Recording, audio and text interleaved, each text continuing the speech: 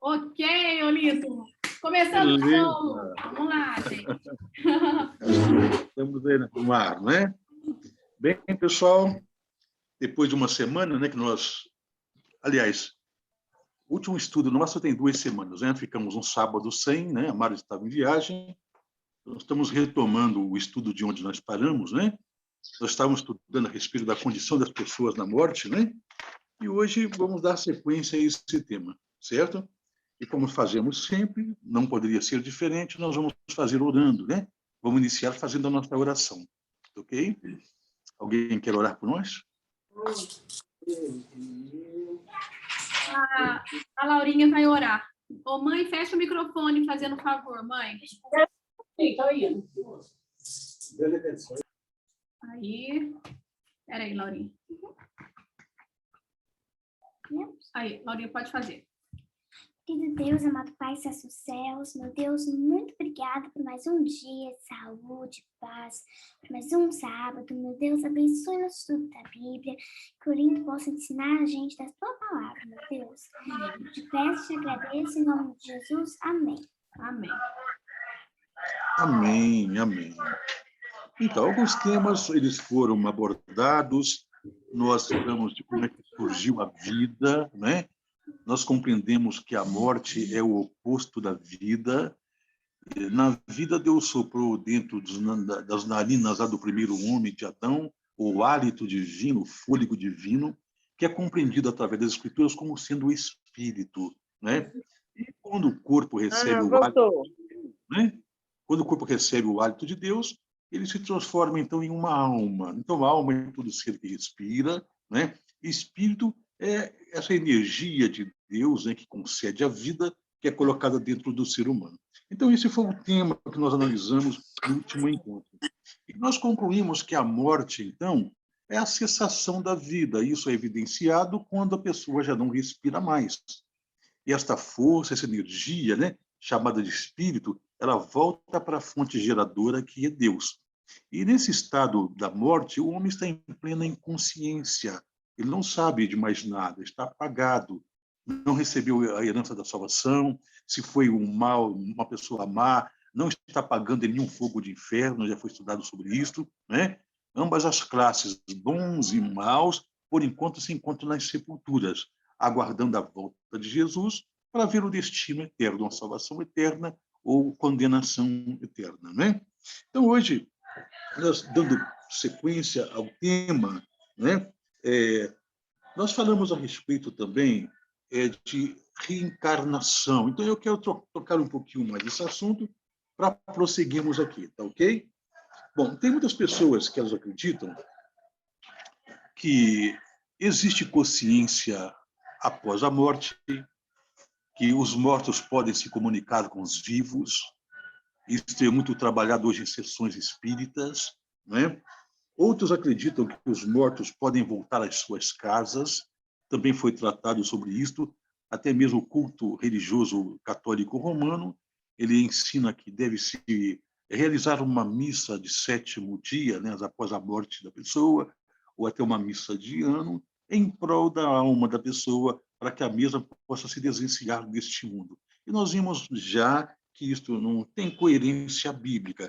Foram tradições, coisas incorporadas na fé cristã, mas que não tem nenhum respaldo bíblico. Tá bem?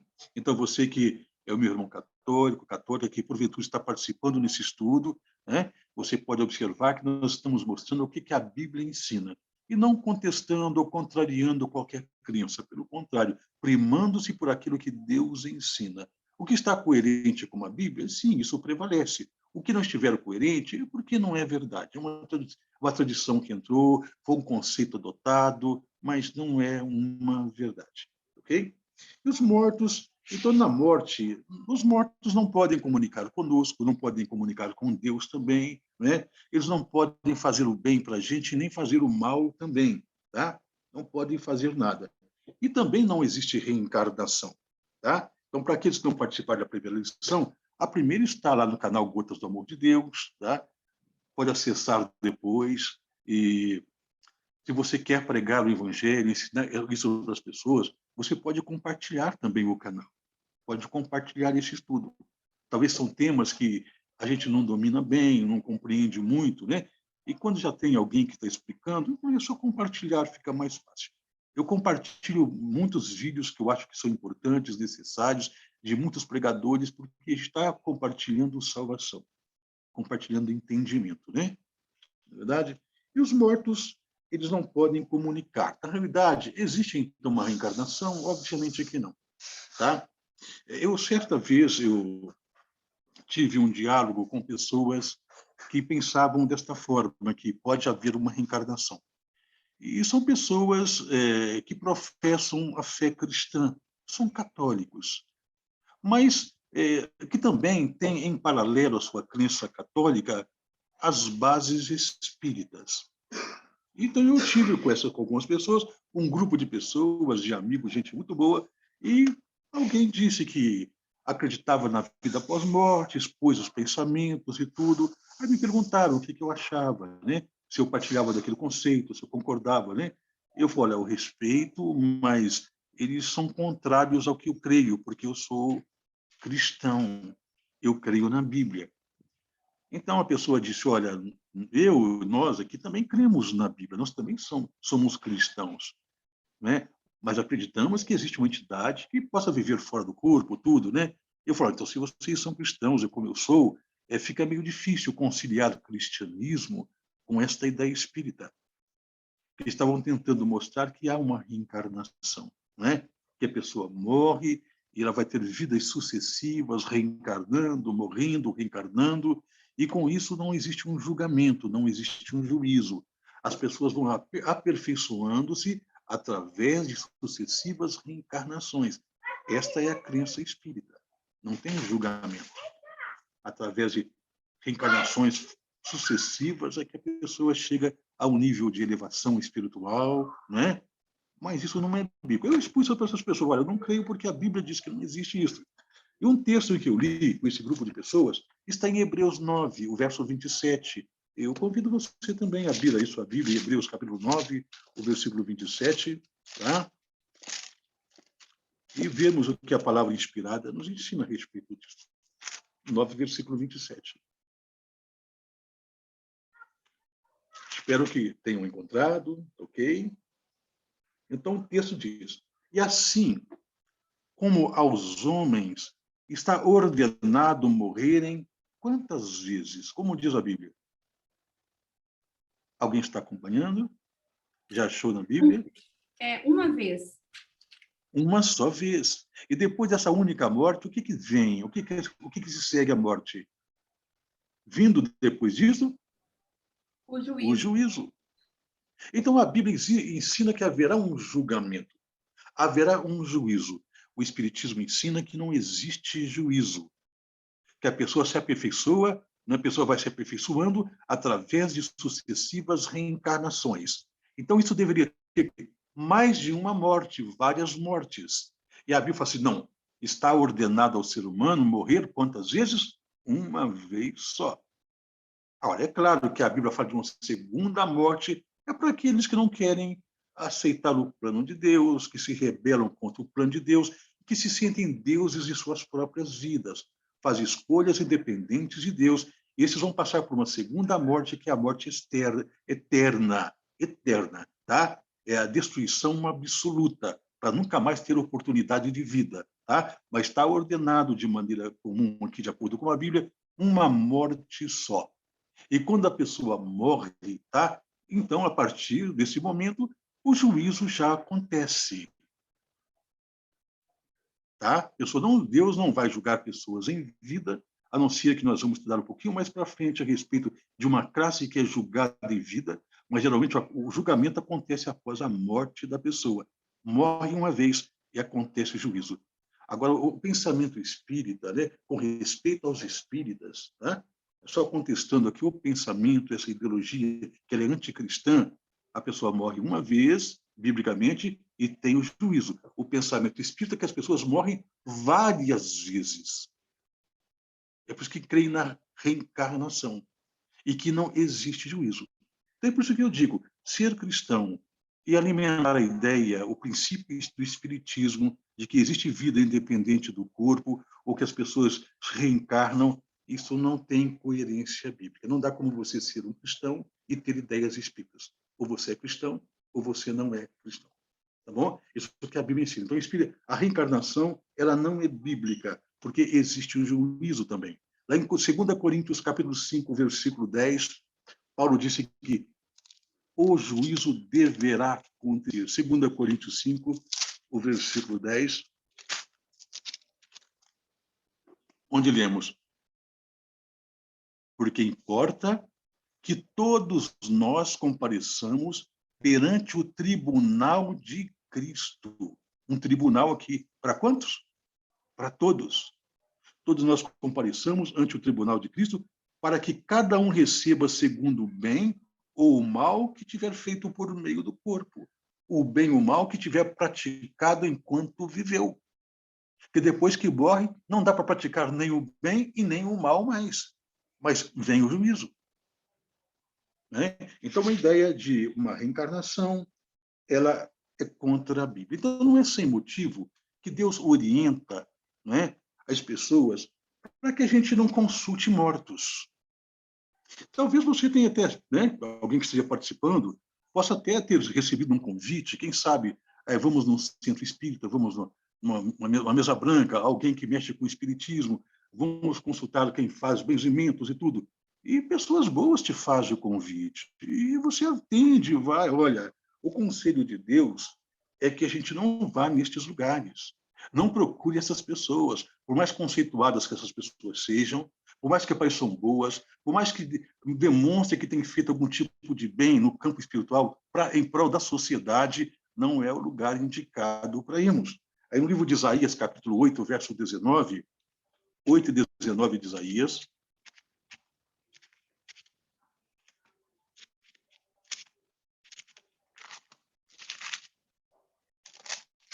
onde nós vemos Deus falando conosco através do profeta, né? 8 e 19, quando vos disserem, quando alguém fizer um convite, né? Quando vos disserem, consultai os necromantes, quer dizer, aqueles que me aderiram com os mortos, né? E os adivinhos que chureiam e murmuram, acaso não consultará o povo ao seu Deus? A favor dos vivos se consultarão os mortos? Se os mortos estão em plena inconsciência, quem é que responde a estas consultas? Obviamente que não é Deus, obviamente que não são as pessoas que morreram, mas são os anjos de Satanás que atendem nesses lugares.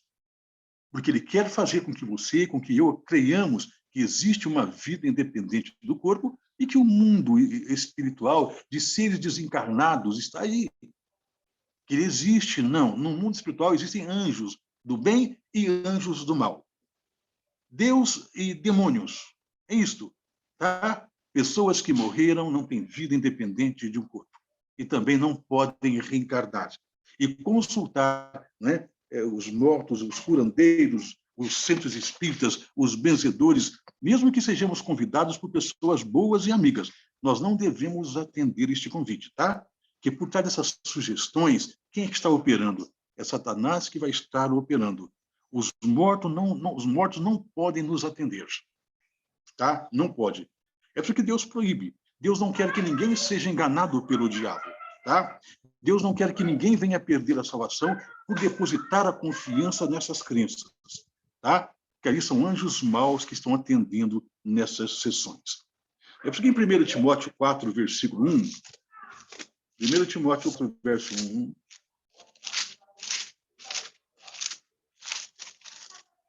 olha o que lemos, 4 e 1, diz a Bíblia que nos últimos dias, hoje, na época que nós estamos vivendo, o que está aí operando? O poder do engano.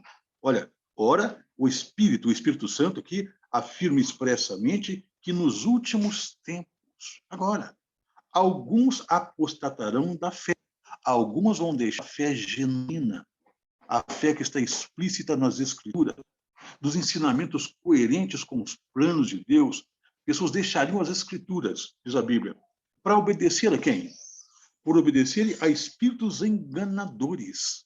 E quem são esses espíritos enganadores? Como é que o texto conclui?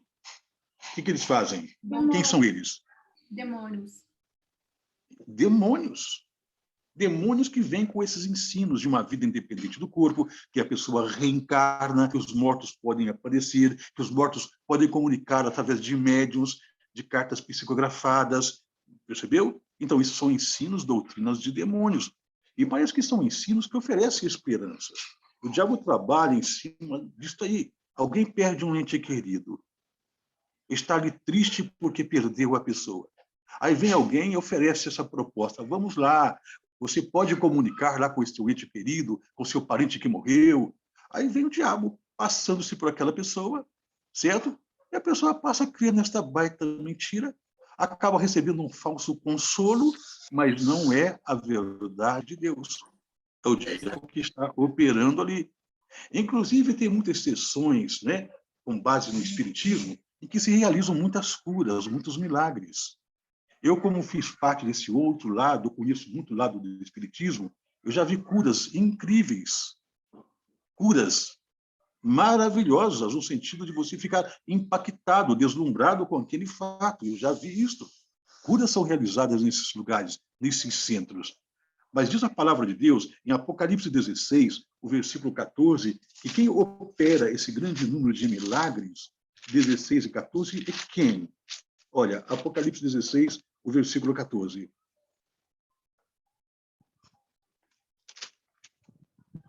Encontraram? Porque eles são espíritos de Demônios. demônios, espíritos de demônios, operadores de sinais. E se dirige aos reis do mundo inteiro com o fim de ajuntá-los para a peleja do grande dia do Todo-Poderoso.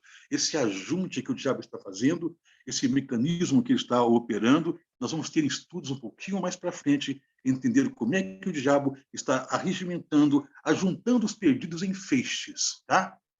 Em instituições religiosas diferentes. O diabo está agregando o que é dele, tá? E nesses lugares existem milagres, coisas maravilhosas, mas diz a Bíblia que é espíritos de demônios que estão operando milagres ali. Então, não importa o problema que você, o que eu vier a passar, né? Esses lugares não é o lugar de encontrar a solução, não. Se nós encontrarmos a solução ali, vai ser algo paliativo, mas vai nos colocar no caminho da perdição de uma forma definitiva. É melhor buscar forças em Deus, socorro do Espírito Santo, enfrentar nossos problemas de frente, nossas lutas, encarar essas lutas, e porque Deus promete ser vitorioso. Mas não corra por esses caminhos, buscando solução e buscando respostas. Que quem está operando ali é Satanás, tá? Esses locais, tendas, centros espíritas, esses lugares de acordo com a palavra de Deus, respeitando aqueles que têm essa posição, que talvez frequente, que talvez vão, tá? Respeitando essas pessoas. A Bíblia está dizendo que esses locais foram implantados para Satanás, por Satanás. Foram implantados por ele para disseminar suas doutrinas de engano, doutrinas que vai levar à perdição, à condenação da alma. Tá? Então, muitas curas são realizadas.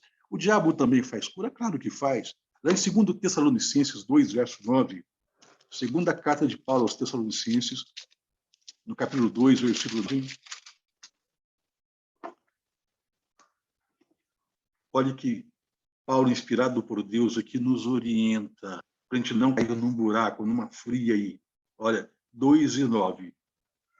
Ora, o aparecimento do iníquo, né? A quem o aparecimento do iníquo é segundo a eficácia de quem? De Satanás. E como é que Satanás opera? Como é que o texto conclui? Com todo poder, sinais e prodígios de mentira. Todo poder, com sinais e milagres, milagres, prodígios. Mas de qual fonte? Da fonte da verdade? Da fonte da mentira. Ele oferece alguma coisa, mas por trás daquilo, né, é um caminho do mal, é um caminho da mentira. E o final, para a gente, é um caminho de perdição. Mesmo que você seja beneficiado, que a gente venha a ser beneficiado com um tipo de cura, através desses caminhos, dessas vias aí. Não são curas que provêm de Deus. Não são benefícios que vêm de Deus. O diabo faz uma barganha, ele te dá alguma coisa, depois você perdeu o céu. Você segue no caminho de destruição com ele. Então, isso é muito sério, tá bom? É muito sério. Porque o diabo está desesperado. Lá em Pedro, 1 Pedro 5, verso 8, fala que está aí, ele sabe que ele está condenado. 1 Pedro 5, versículo 8, olha o que ele diz. E Deus disse, sede sóbrios e vigilantes. Precisamos ter lucidez mental, usar a inteligência aqui, estar atentos, vigilantes. O diabo, vosso adversário, o nosso inimigo, anda em derredor como o leão que ruge, procurando alguém para devorar. Ele cerca a vida da gente, vê você com uma situação de tristeza porque perdeu alguém, ele coloca o espiritismo como fonte de esperança. Vê você com a vida, quem sabe profissional, toda desarranjada, sem emprego, com problema, fala assim, vamos naquele lugar porque lá vai fazer um trabalho que vai abrir as portas para você. Tá? Vê você com um problema relacional, de sentimento, de uma separação, né? Vamos lá, você perdeu a pessoa que ama, lá naquele lugar a pessoa traz a pessoa de volta para você. Viu como o diabo vai te enredando, vai fechando a sua vida e você acaba caindo na prisão dele, nas malhas dele. É uma teia que ele faz tão tremendo como uma teia de uma aranha, né? Que o inseto que cai ali está preso e não sai. Às vezes nós agimos como insetos, a gente não tem a percepção, a gente não acorda para a realidade dos fatos, tá bom? Então, a origem da imortalidade da alma, que nós somos imortais, eu mostrei no estudo anterior que imortal é só Deus. Nós somos mortais. A natureza humana é mortal, nós morremos. Deus disse isso lá para Adão no Éden, lembra? Lá em Gênesis 2:17, quando Deus disse, olha, Adão, tem uma árvore aqui que você não deve tocar, já falamos a respeito dela, que é a árvore do teste. Era o teste de fidelidade. É uma árvore do bem e do mal que representava o governo de Satanás. Não é? E Deus fala, se você comer desse fruto, é um sinal que você aceita o governo do mal. E no governo mal, o resultado é morte eterna. Então, em 2:17 aqui de Gênesis, diz, mas da árvore do conhecimento do bem e do mal não comerás. Porque qual seria o resultado? Porque no dia em que dela comeres, certamente morrerás. Essa morte não é uma punição de Deus. Olha, você pecou, eu vou matar você. Não. É o resultado de desobedecer a Deus, partir para o lado errado, e somente Deus pode oferecer vida eterna. Só Ele. Essa vida que temos aqui é sobrevivência. Quem estiver feliz com isso aqui é o mais infeliz do ser humano, porque Deus tem algo muito maior e melhor para nós. Muito, é melhor, é importante, então, sacrificar qualquer gosto, sonho desse mundo para termos o outro, porque isso aqui não presta, esse mundo aqui não presta. É sofrimento, morte, dor, tristeza, não é vida, isso aqui é sobrevida. E Deus disse para Adão, não entre na sobrevida, não coma do fruto proibido, porque você vai romper comigo e vai perder a vida, só eu posso te dar vida. Né? E Adão rompeu. Então, Deus disse no começo da história que nós somos mortais. Agora, quem afirmou que nós somos imortais é o diabo. Aí, em Gênesis 3, verso 4, quando Eva foi conversar lá com o diabo, o que o diabo disse para Eva? Gênesis 3, 4. Então a serpente disse à mulher, é certo que não morrereis. Deus fala, certamente vocês vão morrer se desviarem de mim. Deus fala, o diabo fala, vocês não vão morrer. O diabo fala que Deus é mentiroso aí. Que Deus é mentiroso, que Deus ele quer, então, que te fique totalmente dependente dele, que não, né, acreditando nele, mas que, na realidade, nós podemos viver independente de Deus. É isso que o diabo quer colocar. Quer colocar aqui, vocês são imortais. Então, essa doutrina de uma imortalidade da alma ou da vida, ela surgiu da boca de Satanás. Foi a primeira vez que o diabo conversa com o ser humano e já põe isso. Vocês são imortais. Tá? Lá em 1 Timóteo 6, o versículo 15, 1 Timóteo 6, verso 15.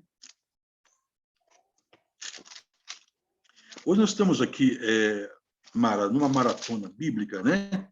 Um pouquinho meio as esticadas, meio correndo aqui, porque mesmo que tenha dividido o tema é um tema um pouquinho longo, né? Por isso que eu estou fazendo a maior parte das leituras, tá? Qualquer coisa, a gente pode dividir também no próximo sábado também, tá? Mas tá tranquilo. Qualquer coisa faz mais um link. Pode ir. Tá certo. Vamos lá. Então, 1 Timóteo 6, o verso 15, está falando da pessoa de Deus, né? O qual, em suas épocas determinadas, há de ser revelada pelo bendito e único soberano, o Rei dos Reis e Senhor dos Senhores. Mas o versículo 16 mostra uma característica de Deus, tá? Um atributo dele. O único que possui imortalidade. Então, é desnecessário até terminar a leitura do texto. Já vimos que Deus, a divindade, a trindade, a imortalidade é algo deles, é inerente deles, é natural deles. Os três são imortais. Isto é a natureza de Deus. Deus não morre, não está sujeito à morte. Agora, nós somos imortais? Será que somos capazes de viver independente do seu corpo? Não, de maneira nenhuma. Aí Isaías 51, verso 12, mostra a nossa natureza em contraste com a natureza de Deus. Isaías 51, versículo 12.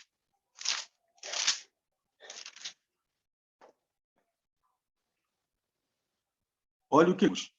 Eu sou aquele que vos consola. Deus falando aqui.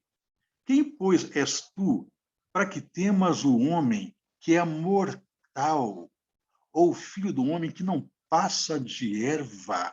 Qual é a nossa natureza? Mortais. Qual é a natureza de Deus? Imortal. Certo? Então, o ser humano é mortal. Nós temos a natureza sujeita à morte. Tá? Então, nós até agora recebemos algum tipo de informação que na morte a gente tem um estado de consciência, que os mortos podem se comunicar, tá? Que os mortos podem... Acabou de falar aqui que nós estamos com tempo ilimitado. Pode ficar tranquilo agora. Certo? Ah, maravilha, se o tempo é ilimitado, pode vamos ficar tranquilo, porque está muito bom. Hoje está melhor ainda do que o estudo passado, está mais completo, perfeito. Pode continuar. Então, que bom, a gente fica feliz, né? Então, agora, com isso surgem algumas perguntas, ou não deveriam surgir, mas se surgir, nós vamos responder. Por acaso, há recompensa imediata após a morte? A gente serve a Deus, então a gente morre aqui, direto para o céu. Recompensa imediata, certo? Ou a pessoa é má, violenta, ímpia, cruel, morre, vai direto para o inferno assim que morre. Ou aquele que é mais ou menos, nem muito bonzinho, mas nem muito mal, né? Só que ele vai para um purgatório. Como é que é isso? Então, nós vamos ver agora, a partir desse momento, essa segunda parte aqui, tá? Se existe uma recompensa imediata após a morte. Então, o que acontece com o ser humano na morte? O que acontece? Em Jó 14, versículo 10, Jó 14, verso 10, Jó é fácil de achar, né? Acha nos Salmos, é um livro antes de Salmos. 14, versículo 10, olha o que encontramos aqui. Diz, o homem, porém, morre e fica prostrado, sem ação, sem movimento. Morreu, está lá, um corpo inerte. Expira, quer dizer, deixou de respirar. Expira o homem, e onde está? O ser humano, quando morre, deixou de respirar, onde que ele está? Tem uma recompensa imediata? Foi para o céu? Foi para o inferno? Foi para um purgatório? Então, vê o que outras partes da Bíblia respondem. Embora o estudo anterior, nós lemos Salmo 6, verso 5. Vamos fazê-lo novamente. O Salmo 6, verso 5, porque a última lição ficou há 15 dias atrás, né? Então, vamos relembrar aqui. O Salmo 6, verso 5. Onde é que a pessoa está após a morte? Está no céu? Se foi boazinha, já foi para o céu, está lá. Como é que o Salmo 6, verso 5 diz? Pois na morte, diz o texto, pois na morte não há recordação de ti. No sepulcro, quem te dará louvor? Então, na morte, nem de Deus as pessoas se lembram. Então, se morreu, não foi para o céu. Certo? Não está no céu. Por mais bom que tenha sido, não foi para o céu ainda. O Salmo 115, verso 17. Salmo 115, verso 17, diz: os mortos não louvam o Senhor, nem os que descem à região do silêncio, desce à sepultura. Eles não louvam o Senhor. Se fossem para o céu, né, obviamente, estariam agradecendo a Deus, dando louvores, né, dando palhotas, piruetas no céu de alegria. Passou pela miséria desse planeta e todo saiu vitorioso com vida eterna, mas nem de Deus não lembram e eles não foram para os céus. Então, onde está quem morreu? Né? Se foi bom, para o céu, não foi. Tá? Quando lemos no Salmo, o Evangelho de João, capítulo 6, versículo 40, Evangelho de João, capítulo 6, versículo 40, olha o que nós encontramos aqui. Olha o que o Senhor Jesus ensina. Olha, de fato, a vontade de meu Pai é que todo homem que vir o Filho e nele crer, tenha a vida eterna. O plano de Deus é que todos tenham a vida eterna. É para todos. Tá? Agora, é claro, se eu crer em Jesus, seguir as pegadas dele aqui, estiver sob orientação dele, se eu fizer as minhas escolhas, eu estou afastando da vida. Adão fez uma escolha errada, afastou da vida. Nós temos tempo aqui e oportunidade de fazer escolhas certas. Porque o plano de Deus é que todos tenham a vida eterna. E Jesus fala assim, e eu o ressuscitarei quando? No último dia. Então, para que tenha vida eterna, tem que sair do estado de morte. Tem que acontecer uma ressurreição. E essa ressurreição é quando? É no último dia da história deste planeta. Ela acontece com a volta do Senhor Jesus. E nós estudamos sobre os sinais do fim. Nós vimos que Jesus está para vir na nossa geração, nesses dias agora. Ele está às portas, está chegando ao dia da volta dele. Então, nesse período, todos que morreram fiéis a ele tira da sepultura, né, em corpos perfeitos, como já foi estudado, daí então a pessoa recebe a vida eterna. Mas, por enquanto, ela não foi para o céu, tá? E ainda não recebeu a vida eterna. Por mais que tenha sido fiel a Deus, ela ainda se encontra na sepultura, aguardando o último dia, que vai ser a volta do Senhor Jesus. Para Jesus, para ele, a morte é comparada a um sono. Um sono normal, né? Tem pessoas difíceis de acordar, né? Mas a gente acorda a pessoa, né? Tem sono pesado mesmo. Mas um sono normal a gente consegue acordar. Mas o sono, a morte, quando é considerado sono, somente o autor da vida tem condições de acordar. Então, não é sem motivo que Jesus chama a morte, ele compara um estado de sono. Em João 5, verso 39. João 5, verso 39. É Marcos 5, 39. Marcos 5, verso 39. Olha que lemos aqui, Marcos 5, versículo 39, diz: Jesus, quando foi procurado por Jairo, né, para curar a filhinha dele, a filhinha acabou falecendo, Jesus foi até a casa de Jairo, e a menina estava morta, as pessoas estavam chorando muito, né, tinha um alvoroço na casa, como está no versículo 38, mas no verso 39, quando Jesus entrou na casa de Jairo, ao entrar, lhes disse: por que estáis em alvoroço e chorais? A criança não está morta, mas dorme. Para Deus, a morte é simplesmente um sono. Ele tem poder de acordar a pessoa desse estado, porque ele devolve a vida. O hálito divino, né, que foi colocado lá em Adão, que é colocado em cada um de nós, que sai quando nós morremos, ele é o autor desta vida. Ele devolve a vida e a pessoa sai do sono profundo. Lá no livro de Daniel, capítulo 12, versículo 2, o profeta Daniel fala que todos que morreram estão dormindo. Daniel 12, versículo 2. Esse capítulo 12, ele fala do tempo do fim e da volta do Senhor Jesus, tá? Mas no versículo 2, Daniel fala que vai haver ressurreição. Aquela promessa de Cristo que ele vai ressuscitar as pessoas no último dia, vai acontecer. E o profeta escreveu: muitos dos que dormem onde? 12, verso 2. No pó da terra. Pó da terra. Estão dormindo no pó da terra. Ressuscitarão. Uns para a vida eterna e outros para a vergonha e o horror eterno. Estão dormindo nas suas sepulturas, no pó da terra. É por isso que a palavra cemitério é uma palavra de origem grega. significa dormitório. Este é o sentido da palavra cemitério. Então, ninguém ter medo de cemitério, os mortos não podem fazer nada, nem bem, nem mal, estão lá apagados, destituídos da vida, num sono que somente Deus tem condições de acordar. É um sono sem lembranças, nada. As pessoas estão ali, né? É como se não tivessem existido. Até o dia do juízo, em que Jesus volta, ele tem o poder de devolver a vida para estas pessoas. No Evangelho de João, no capítulo 11, quando Lázaro, o amigo de Jesus, morreu, Jesus estava um pouco distante e agora ele comunica aos discípulos a respeito da morte de Lázaro. João, capítulo 11. Né? Olha a linguagem com a qual Jesus passou a notícia de que Lázaro, seu amigo, estava morto.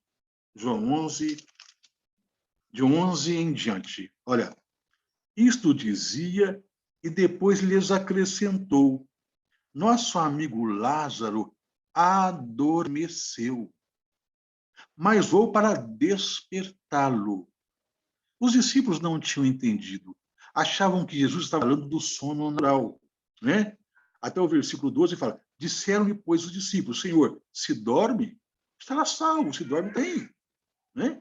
Jesus vem falar com respeito à morte de Lázaro, mas eles supunham que tivesse falado do repouso do sono.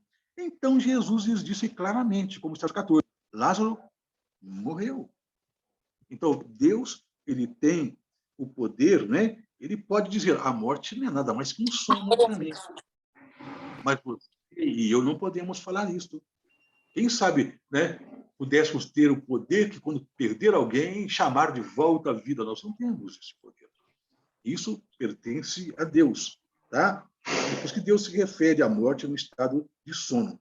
E a linguagem de Deus, a linguagem divina, tá? Sobre a morte das pessoas que servem a Ele, como é que ele fala? Em Lucas 20, verso 37 e 38, Lucas 20, 37 e 38, olha o que nós encontramos aqui.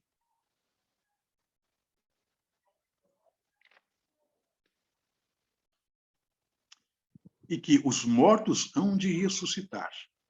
Moisés o indicou no trecho referente à sarça, quando chama ao Senhor o Deus de Abraão, o Deus de Isaque e o Deus de Jacó. Isaque, Abraão e Jacó não estavam mortos nos dias de Jesus? Estavam mortos. Mas Deus é chamado de Deus destes personagens, Isaque, né, Abraão e Jacó. Ora, Deus não é Deus de mortos. Mas eles não estavam mortos? Estavam.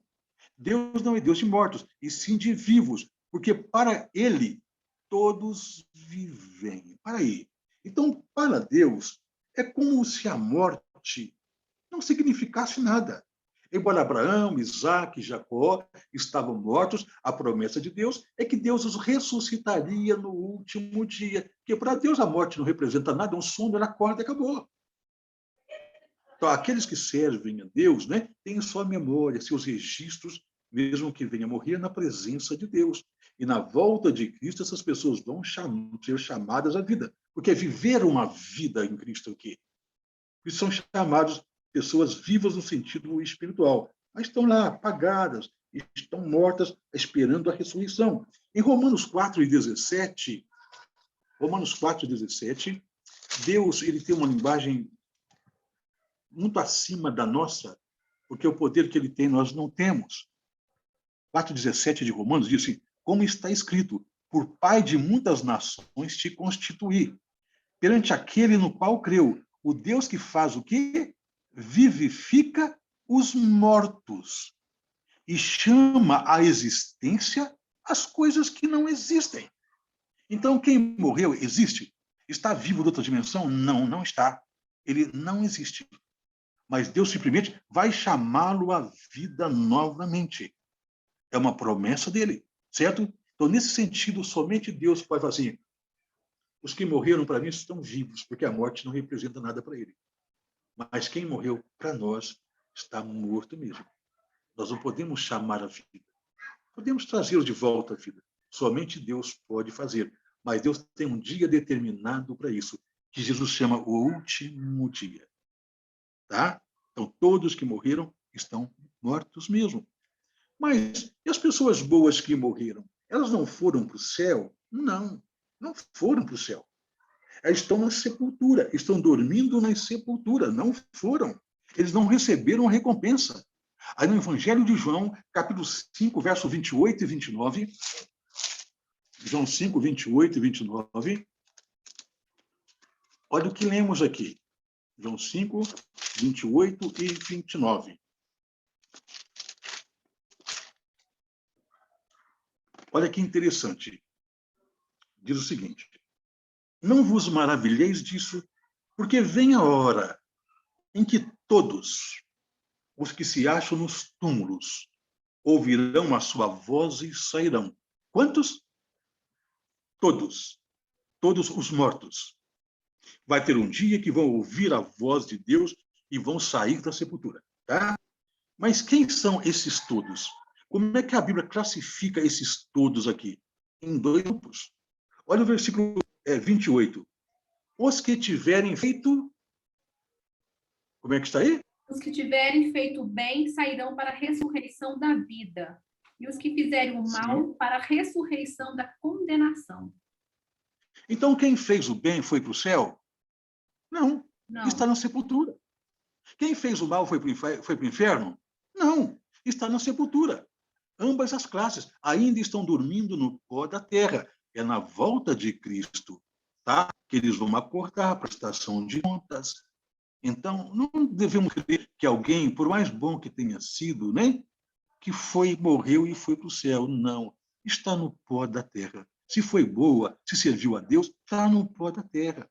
Se foi má, se foi violenta, se foi desonesta, não está no inferno queimando, está também no pó da terra, aguardando o acerto de contas. Esse acerto de contas é inevitável. Todos vão ter que estar contas, tá? Mas ninguém está respondendo agora pelo que fez. Olinto, existe alguém que tem alguma diferença um do outro, talvez tenha um pouco mais de santidade, e depois que morre, talvez ela pode ir para o céu? Isso talvez explicaria o que a doutrina católica, que algumas pessoas que morreram e eles então santificam essas pessoas e dizem que eles estão no céu. Isso tem algum embasamento bíblico que explica isso?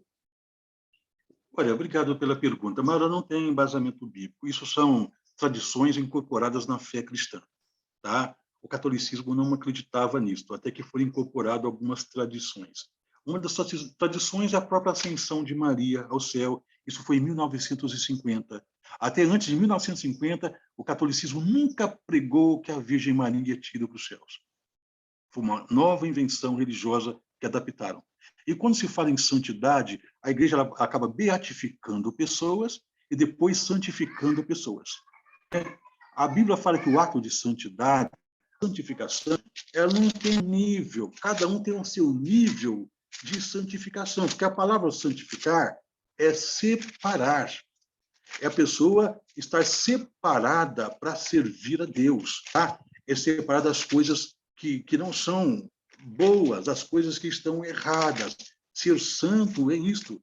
Certa vez Deus chegou a dizer lá para Abraão, olha, anda na minha presença, para Moisés, anda na minha presença e ser santo. Então, andar na presença de Deus, certo? Nós vamos deixando as coisas seculares, vamos fazendo a vontade de Deus, aquilo que agrada a Ele, estamos seguindo num rumo diferente. Isto é ser santo, tá?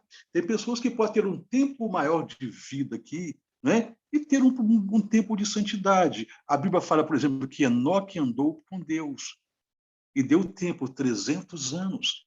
300 anos numa vida dedicada a Deus aqui. Hoje, esta geração não vive isto. Nós temos menos tempo de vida. E nesse pequeno tempo de vida que temos, também temos que ser santos. Agora, a recompensa de Enoque por mais tempo e a nossa por menor tempo vai ser maior? Não, a recompensa vai ser a mesma. Importa o nosso nível de relacionamento. E nenhuma instituição religiosa pode afirmar fulano está numa situação de ser beatificado ou de ser santificado. Porque o relacionamento de Deus, da pessoa com Deus, é só Deus é quem sabia. Tá? Deus. Então, não existe isso, de alguém receber um título de santo, né? Porque ele foi considerado alguém de uma relação maior com Deus. Isso são diretrizes que a instituição tomou, mas não temos nenhum abono da Bíblia para isto. Nenhum. E quando quer se santificar alguém, dizer que a pessoa é santa, logo ela é colocada como uma mediadora. Aí leva as pessoas a cultuar aquele santo, aquela santa, e colocar como um mediador. Porque o conceito católico de religião é que para você ir a Deus, você tem que ter um santo de devoção. Esse santo vai à Virgem Maria, a Virgem Maria vai a Jesus e Jesus vai a Deus, né? Existe uma escala, uma escadinha para chegar a Deus. A Bíblia diz que não. Jesus ensinou lá em Mateus 6 que nós devemos orar diretamente ao Pai, mas em nome de Jesus. Jesus é o único mediador. 1 Timóteo 2:5 mostra isso. 1 João, capítulo 2, versículo 1, mostra isso também, o nosso único advogado. 1 Timóteo 1 fala que ele é a nossa única esperança. Então, não existe esses intermediários para chegar a Deus. E quando essas pessoas são santificadas, reconhecidas como santos, elas são logo colocadas ao nível de mediadores. Então, isso vai dizendo que existe uma vida independente do corpo, que essas pessoas podem mediar por nós. Onde é que entrou aí? O Espiritismo que entrou. Percebe? O Espiritismo está implantado dentro da fé católica. Infelizmente, está lá. Está implantado também dentro de igrejas evangélicas, tá? Com uma linguagem chamada espiritualismo, por falta de interpretar corretamente alguns textos da Bíblia. Onde acredita que a pessoa já morreu e já está no fogo do inferno, o outro já foi para o céu. Evangélicos também ensinam isso. Agora, esses pensamentos, eles são incoerentes com a Bíblia, não tem harmonia com a Bíblia. Percebeu?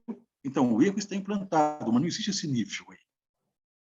É só Deus quem sabe. Agora, todos nós podemos ser santos, todos nós, separados, separar nossa vida para poder servir a Deus. Agora, o tempo desse período de santificação, cabe o tempo que Deus nos concede de vida aqui.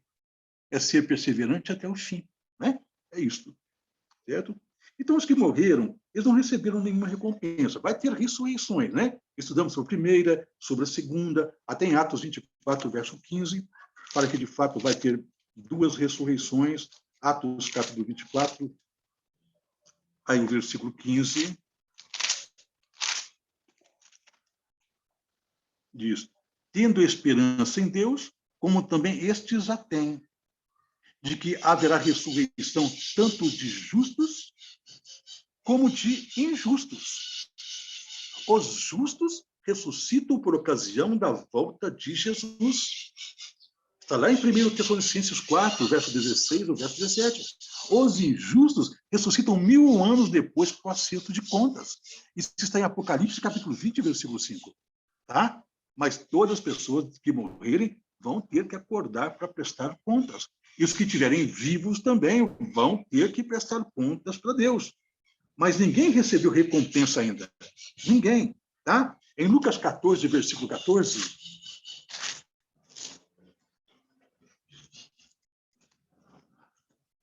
Lucas 14, verso 14.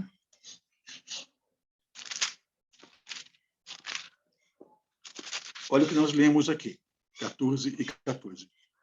E serás bem-aventurado pelo fato de não terem eles com que recompensar-te. A tua recompensa, porém, tu a receberás após a sua morte. É assim que está escrito? Na ressurreição dos justos. A recompensa de cada um é quando for ressuscitado. Então, não existe uma recompensa imediata após a morte. Ah, morreu, é bonzinho, vai para o céu. Não existe isso. Tá? Isso não é bíblico. A recompensa de todos é depois da morte, é na volta de Cristo. Não tem recompensa imediata após a morte. Tá bom? Não existe isso.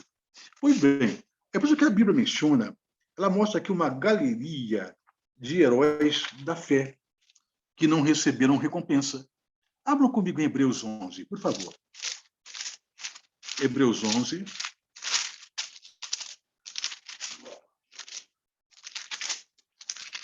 Eu vou ler alguns tópicos, não vamos ler todo, porque vamos considerar quase que metade do capítulo 11, que é grande. O capítulo 11, por exemplo, nós encontramos aqui heróis da fé. Tá? Começamos no versículo 14, onde fala pessoas de exemplo de fé extraídas do Antigo Testamento. Tá? O versículo 4, 11, 4, fala assim, pela fé, Abel ofereceu a Deus mais excelente sacrifício do que Caim. Abel, um homem de fé. Caim, o irmão dele, um homem ímpio. Tá? Versículo 7. Pela fé, Noé, divinamente instruído acerca dos acontecimentos que ainda não se viam, né? Noé recebeu uma ordem e aparelhou, preparou uma arca. Noé, um homem de fé, viu? Abel, Noé. O versículo 8. Pela fé, Abraão, quando chamado, obedeceu a fim de ir para um lugar que devia receber por herança. Abraão, um homem de fé. Personagem do Antigo Testamento. Né? O versículo 11. Pela fé, também a própria Sara, que já é uma mulher já idosa, né? Ela recebeu ali a idade avançada, aquela promessa e o benefício de ser mãe. Era uma mulher estéril. Velho Testamento. Agora, essas pessoas morreram. E o versículo 13 fala que todos morreram, mas não diz que eles receberam uma recompensa. Ainda não. Olha o verso 13. Todos estes morreram na fé, sem ter obtido as promessas. Qual é a promessa? Vida eterna. Um mundo melhor. Morreram, não receberam a promessa ainda. Vendo-as, porém, de longe, e saudando-as, e confessando que eram estrangeiros e peregrinos sobre a terra, não receberam uma promessa. O versículo 17 repete Abraão. O versículo 21 fala de Jacó. Tá? O versículo 22 fala de José. A história de José é linda, vendido pelos irmãos e tudo. Né? Deus honrou, tornando governador de todo o Egito. Era um homem de Deus. Olha, José é um homem que morreu também. A gente pega no verso 31, fala de Raabe, né? Aquela meretriz que acolheu o povo de Israel no cerco de Jericó, e Deus salvou a mulher naquele circo ali, não é? Raabe. O versículo 32 fala de vários personagens, de Gideão, de Baraque, de Sansão, de Jefité, de Davi, de Samuel, de alguns profetas, né? Então, várias pessoas aqui, o versículo 35, de mulheres que recebeu os seus filhos através de ressurreição, o verso 36, pessoas que passaram por escárnios, açoites, prisões, algemas, o verso 37, pessoas que foram apedrejadas, provadas, cerrados pelo meio, mortos a fio de espada, pessoas de fé. E essas pessoas receberam o céu, morreram, foram para o céu. Olha o verso 39. Ora, todos estes obtiveram bom testemunho por sua fé. Todos estes que obtiveram bom testemunho por sua fé, não obtiveram, contudo, a concretização da promessa. Não foram para o céu. Davi não está no céu, Samuel não está no céu, os profetas não estão no céu. Agora, quando é que eles vão receber a recompensa? Olha o versículo 40, por favor, olha. Por haver Deus provido coisa superior a nosso respeito, a nós aqui, para que eles, sem nós, não fossem aperfeiçoados. Quando é que eles vão receber a recompensa? Quando você e eu recebemos. Não foram para o... Então, se você acredita que alguém, o santo, pode mediar por você, esqueça disso. Vá direto ao Senhor Jesus. As pessoas de bem que morreram por esse mundo estão no pó da terra e não podem fazer nada por nós. Absolutamente nada por nós. Tá? Até Pedro, num discurso lá no Pentecostes, Pedro estava cheio do poder do Espírito Santo. E Pedro fez um sermão magnífico. Vamos ver algumas palavras de Pedro. Atos 2, verso 34. Atos 2 e 34. Pedro, cheio do Espírito Santo, no sermão dele, olha o que ele fala.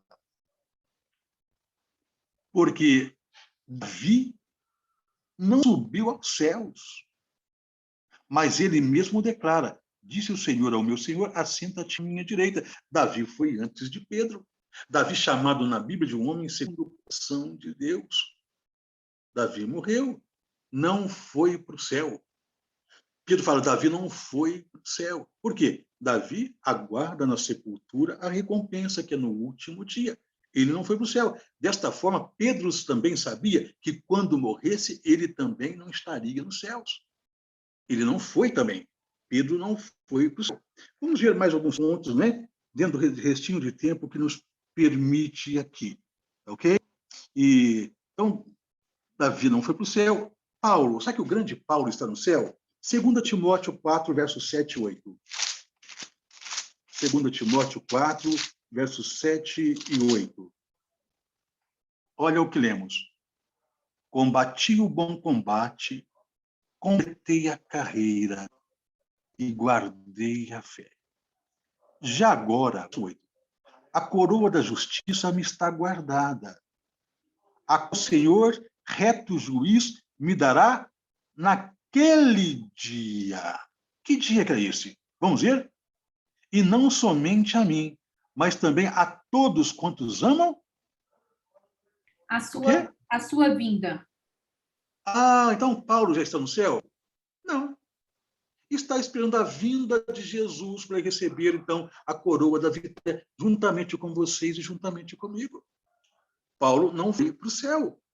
Deixou bem claro para a gente. Né? Aí, em 2 Timóteo 1:12, né? Só voltarmos um pouquinho, 1:12, e Paulo diz o seguinte: e por isso estou sofrendo estas coisas, todavia não me envergonho, porque sei em quem tenho crido, e estou certo de que ele é poderoso para guardar o meu depósito até aquele dia.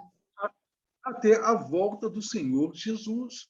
Está vendo? Então, Paulo também não está no céu. Paulo não está. Escolhe Apocalipse 22:12, Deus fala que a ocasião do galardão, da recompensa, era a ocasião dele, 22, da volta dele, 22:12, diz, ó, eis que venho sem demora, e comigo está o galardão, que tenho para retribuir a cada um segundo as suas obras. Comigo está o galardão. Quando ele vier, eu venho sem demora. A recompensa de todos é na volta do Senhor Jesus. Tá? Agora, para nós concluirmos algo aqui, queridos, nós vamos nos dirigir a uma pessoa, a todos devemos dirigir com todo respeito, tá? Mas vamos aqui à memória de Maria, mãe de Jesus. Uma mulher super especial. Deus a escolheu entre todas as mulheres para que seu ventre pudesse gerar o Salvador da humanidade. Escolhida entre todas as mulheres. Eu fico olhando a trajetória de Maria, o sofrimento dela, desde a infância, né? Desde que ela se engravidou pelo Espírito Santo, né? Ela foi tratada como se fosse uma mulher qualquer, porque era uma mulher ainda, tinha um compromisso de casamento, mas não vivia com José debaixo do mesmo teto, não era um casamento assim ratificado, era uma promessa de casamento, né? E acredito que o próprio José teve dúvidas sobre aquela gravidez, ao ponto do próprio anjo aparecer para ele e falou: não temas receber tua mulher, o que dela foi gerado do Espírito Santo. José tensionava, inclusive, largar Maria por causa disso.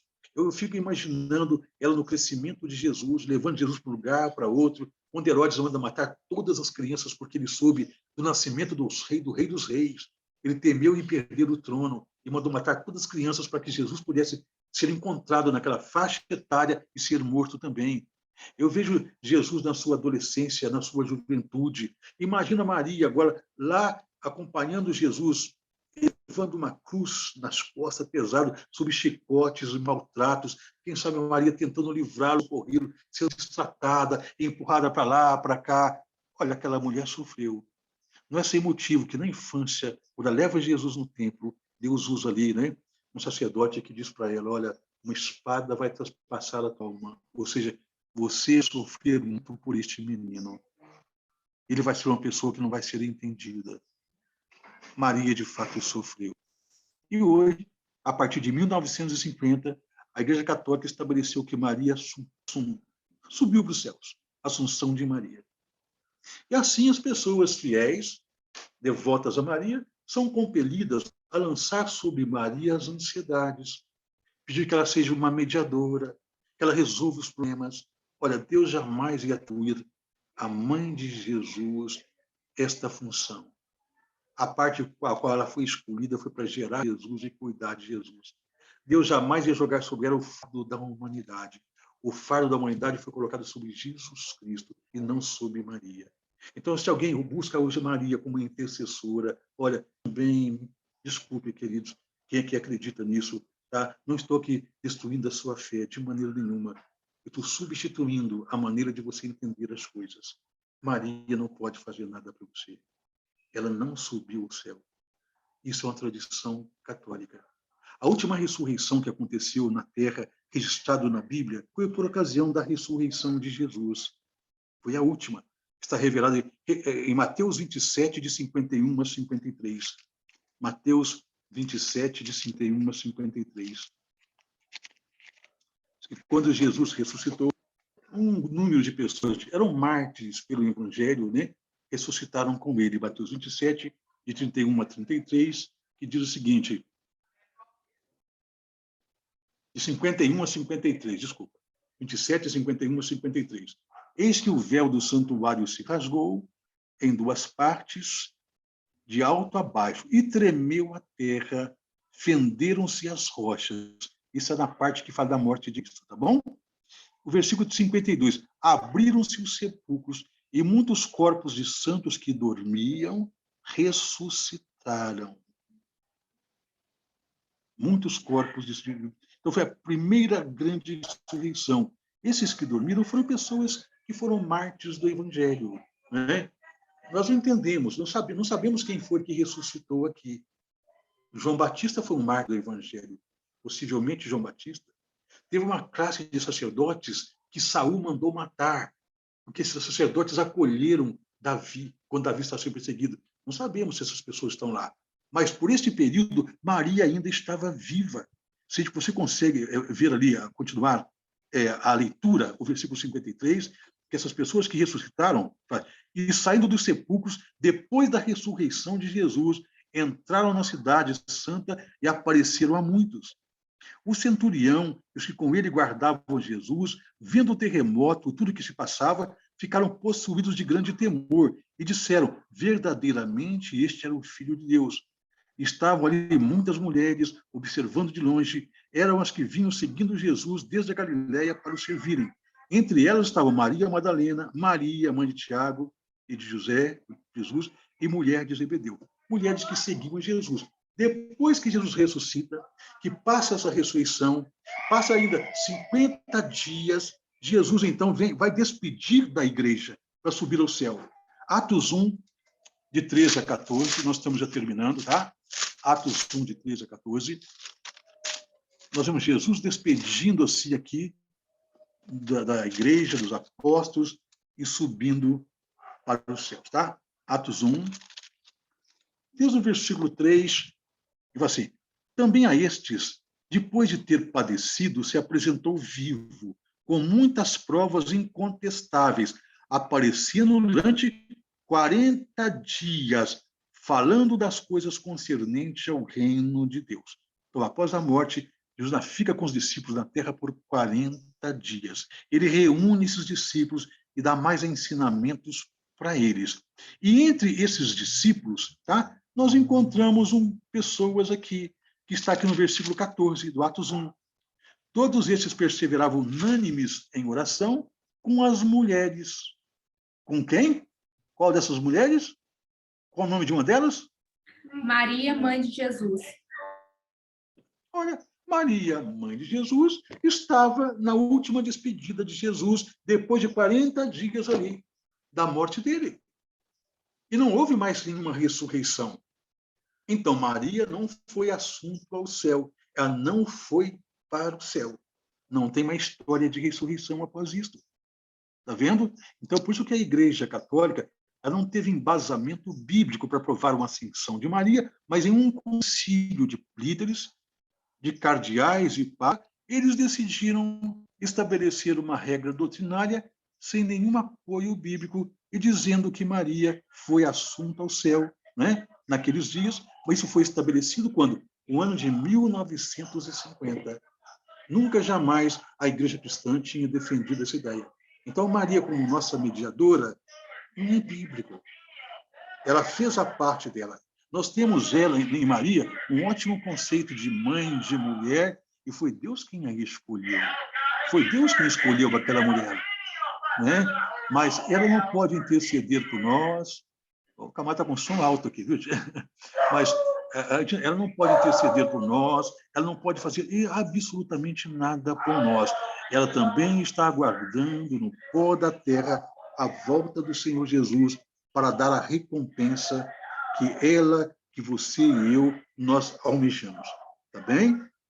Agora, é por isso que Satanás, ele quer fazer com que a gente acredite que a gente já tem vida eterna, que as pessoas reencarnam, que os mortos podem comunicar, porque fazendo isto, o que ele faz? Ele afasta você e eu de Jesus. O único que pode dar vida eterna para nós é Jesus, é o único.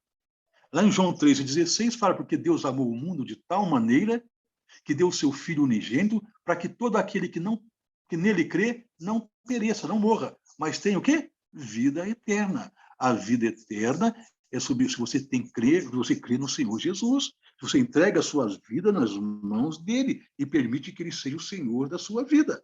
É só assim. Vida eterna só está se eu aceitar a Jesus. Em 1 João 5, verso 11 e 12, 1 João 5, verso 11 e 12, estamos por concluir aqui, tá? 5, 11 e 12 diz, e o testemunho é este, que Deus nos deu a vida eterna, e esta vida está no seu Filho. Aquele que tem o Filho de Deus tem a vida. Aquele que não tem o Filho de Deus não tem a vida. Quer ter vida eterna? Deixa Jesus dirigir a sua vida. Deixa de ser o Senhor ou a Senhora da sua própria vida. Entrega a vida para Jesus, confia nele. Siga as instruções que estão na palavra dele para ter vida eterna. E não busque conforto em mediadores, por mais bons que foram, passaram por aqui, eles estão no pó da terra e não podem fazer nada por nós. É só Cristo que pode fazer alguma coisa. A partir de que momento você passa a ter a garantia da vida eterna? Em João 5:24. Ô, Lindo, só te cortando uma coisa aqui, com certeza você faz 40 anos que é professor bíblico, então você já estudou com todo tipo de pessoas, com todo tipo de doutrinas, com todo tipo de denominações. Uma pessoa que acreditou a vida toda que Maria é a mediadora, que Maria está no céu, que tem um tanto de santos que está no céu, que está intermediando por nós, pessoas espíritas também, que têm certeza dessa doutrina. Como estudar com essas pessoas, como falar com elas, né, sobre isso. É só o Espírito Santo mesmo, né, Olindo? Sim, é só o Espírito Santo, porque geralmente o Espírito crê em Deus, não é? O Espiritismo crê. Em primeiras sessões, espíritos se abrem em nome de Deus. Então, se a pessoa crê em Deus, ela vai entender que o Evangelho, a Bíblia, ele é o livro do cristianismo. Os espíritos leem a Bíblia, né? Muitos têm até um Evangelho segundo o Espiritismo, conforme a aplicação de Allan Kardec, mas são textos da Bíblia que são escolhidos ali, aplicados. Mas a creem na Bíblia, em parte, sim. Tá? Então, se creem na Bíblia, é entender que a Bíblia é que tem a explicação certa. O católico crê na Bíblia. Se ele foi ensinado desta maneira, ele confiou nos seus sacerdotes. Agora, Deus não os enganou. Deus não engana ninguém. Os sacerdotes foram elementos, instrumentos do engano. E possivelmente esses sacerdotes não fizeram porque queriam enganar. Receberam escola, uma informação que é assim. Eles passam ensinando aquilo que eles aprenderam. Agora, a gente entende que por trás de uma instituição em que a Bíblia não é a regra de fé, tem que mesclar tradições com o mesmo peso da Bíblia, aí as verdades da Bíblia acabam perdendo o efeito, né? Então, nem mesmo muitos sacerdotes têm culpa disso. Então, tanto os sacerdotes católicos quanto espíritas, né? Pessoas espíritas, como pessoas tanto espíritas como da Igreja Católica, o que elas precisam observar é o que este livro ensina. Não fique com raiva dos seus sacerdotes. Não os tenha como enganadores. Talvez eles estão sendo vítimas do próprio sistema. Tá? Não os tenha, mas tenha-os como amigos, não como sacerdotes, porque se eles não estão inteirados a respeito da verdade, eles não estão aptos para ensinar. Embora a instituição os reconheça, os avalize como mestres, mas diante de Deus não estão aptos para ensinar. Não precisa perder a amizade com essas pessoas, certo? Mas não os tenha como pessoas responsáveis por guiá-los na fé. Mas siga o que está escrito na Bíblia. A Bíblia é o calibre de toda a doutrina e de toda a fé cristã. Tá? Só o Espírito Santo vem para poder trabalhar com essas pessoas. Mas o Espírito Santo está trabalhando com todas as pessoas e levando-as à verdade. Né? Então, nós vimos hoje muitas coisas a respeito das pessoas que morreram e vimos que a própria mãe de Jesus, né, ela não pode efetuar nada por nós, e porque ela também está descansando, Deus não colocaria sobre ela um fardo tão difícil, o fardo dela já foi muito pesado. Eu espero, pela graça de Deus, um dia estar no céu. Uma das pessoas que eu quero conhecer, né? É claro que a primeira pessoa que eu quero ver é Jesus, né? Depois os entes queridos que te perdeu, perdeu o filho, quer estar abraçando o meu filho lá, o filho, né? As pessoas próximas, amigas que te perdeu, eu quero vê-los lá. Mas eu quero ver Maria, eu quero sentar com ela, eu quero ter um papo longo, uma conversa longa com Maria, saber como foi a luta, o sofrimento. Se bem que no céu não vai lembrar, o sofrimento não vai ocupar nosso coração, mas a gente vai se inteirar de muitas histórias que hoje são mal explicadas, né? Vai conversar. É uma mulher especial, ela vai estar lá. Estou certo disso, mas ainda não está. Ela vai receber a recompensa no dia em que você e que eu recebermos.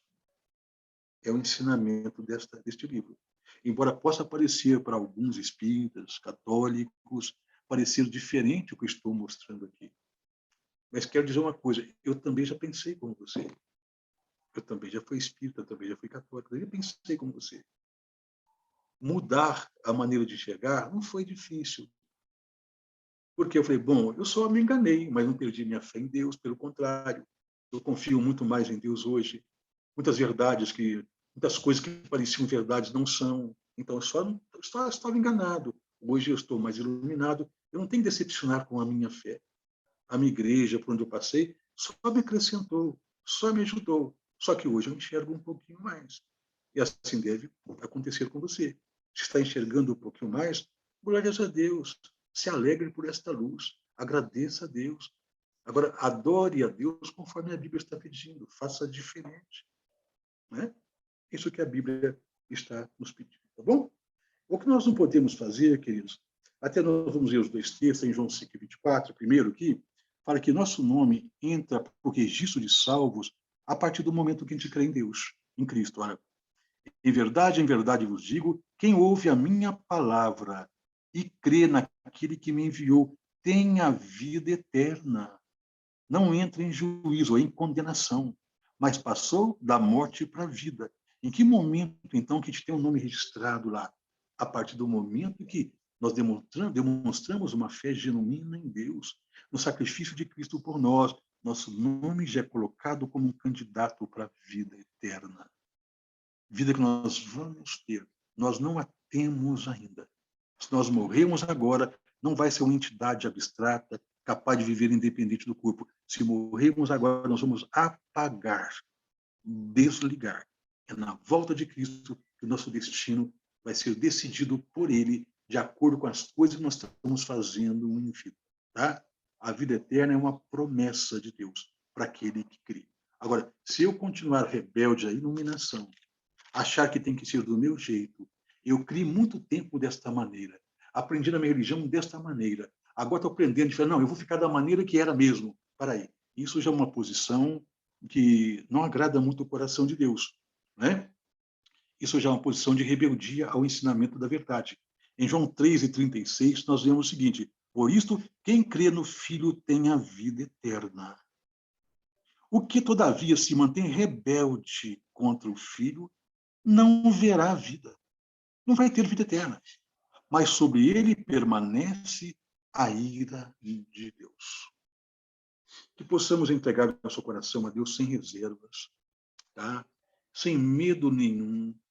Estamos seguindo num caminho diferente, que vai nos levar ao mal. Que se seguirmos a palavra de Deus é confiável. É confiável. Vamos confiar na palavra de Deus. Vamos adorar a Deus no modelo que Ele está pedindo. Vamos fazer isso. Vamos ter Jesus como nosso mediador. Vamos a Ele, derramar o coração, conversar com Ele. Ele está disposto a atender a tua, a minha oração, nos socorrer, nossos momentos de dores, nossas angústias. Ele está prontinho para fazer isso. Ele só espera que você e que eu permitamos isso.